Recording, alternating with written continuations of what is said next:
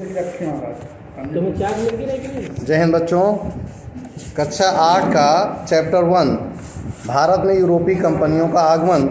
जैसा कि हम आपको इसके क्वेश्चन आंसर भेजे थे, फिर भी इस कुछ बेसिक चीज़ें हैं जो हम आपको बता देते हैं, बाकी आप किताब से पढ़ लेंगे। ठीक, सबसे पहले जिस प्रकार प्रश्न पूछे जाएं उसी प्रकार इसको पढ़ा जाए। सबसे पहले पूछा गया अमेरिका की खोज किसने की थी। पहला सवाल आपका है अमेरिका की खोज किसने की थी। तो आप कहानी सुन लीजिए।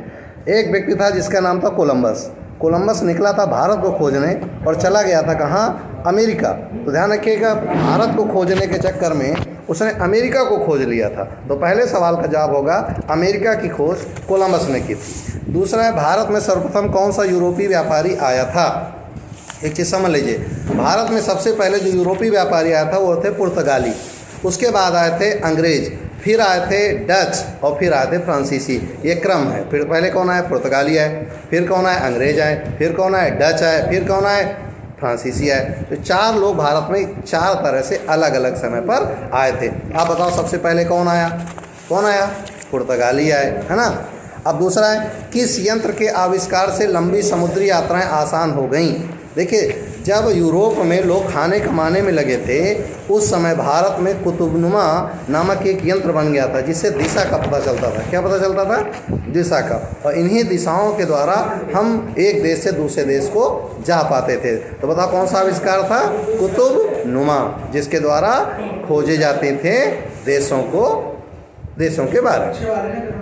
अगला, वास्को डिगामा किस देश का निवासी था। तो देखिए, वास्को डिगामा पुर्तगाल का निवासी था। कहाँ का निवासी था, पुर्तगाल का, जो भारत आया था व्यापार करने के उद्देश्य से और फिर भारत में क्या हो गया, यहीं पर रह गया। ठीक, इसके बाद देखो क्या है, मुगल बादशाह जहांगीर के दरबार में आने वाला प्रथम अंग्रेज राजदूत कौन था।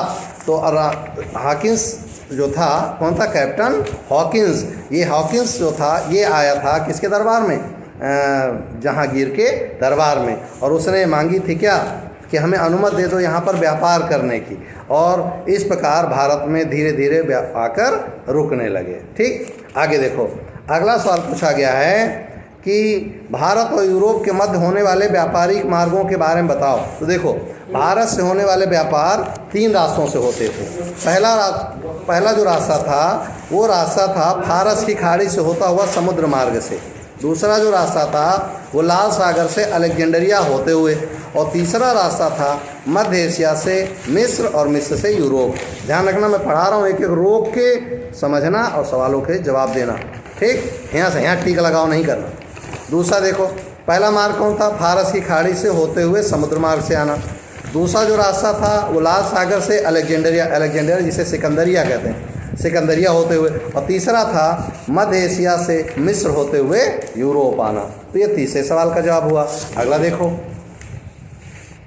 व्यापारिक कंपनी से आप क्या समझते हैं। देखिए, व्यापारिक कंपनी का मतलब होता है ऐसी कंपनियां जो भारत में व्यापार करने आई हों और एक कोई जगह, एक स्थान बनाकर वहां पर अपना काम करती हों, उन्हें हम व्यापारिक कंपनियां कहते हैं। जो भारत, जैसे मान एक कोठी शब्द आएगा, एक फैक्ट्री शब्द आएगा, तो समझ लीजिएगा, जैसे अमेरिका है, ब्रिटेन है, वो कोई चीज़ भारत में खरीदता है तो ऐसा तो नहीं तुरंत लेके चला जाएगा, तो पहले वो कहीं रखेगा ना।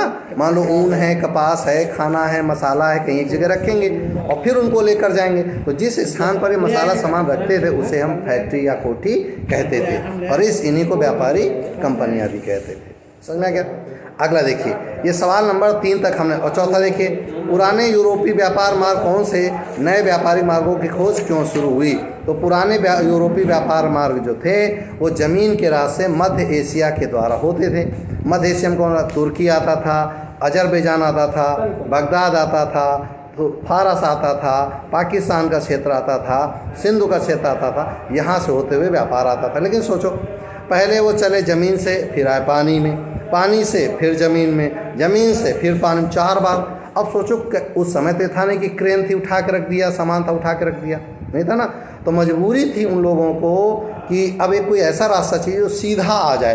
तो ज़मीन के रास्ते संभव नहीं था, तो पानी से सीधा आया जा सकता था, इसलिए उन्होंने नए व्यापारिक मार्गों की खोज करी। एक और कारण था, एक स्थान का नाम है कुस्तुतुनिया, तुर्की। वहाँ का राजा ने यूरोपियों को भारत में आने से रोक दिया था। यही कारण था कि उनकी मजबूरी थी, जब रास्ते बंद हो गया तो आप नया रास्ता खोजोगे। तो ये थे सवाल नंबर 4। ठीक, अब आपको बनाना क्या है, कॉपी में लिख लो। भारत से व्यापार करने वाले देशों के नाम लिखो, विदेशी व्यापारी कुछ कंपनियों के नाम लिखो, और वो वस्तुओं का नाम लिखो जो विदेशी हमारे देश से खरीदते और बेचते थे। ठीक, कक्षा 8 वाले पूरा चैप्टर हमने पढ़ा दिया, इसको तैयार करो और भेजो।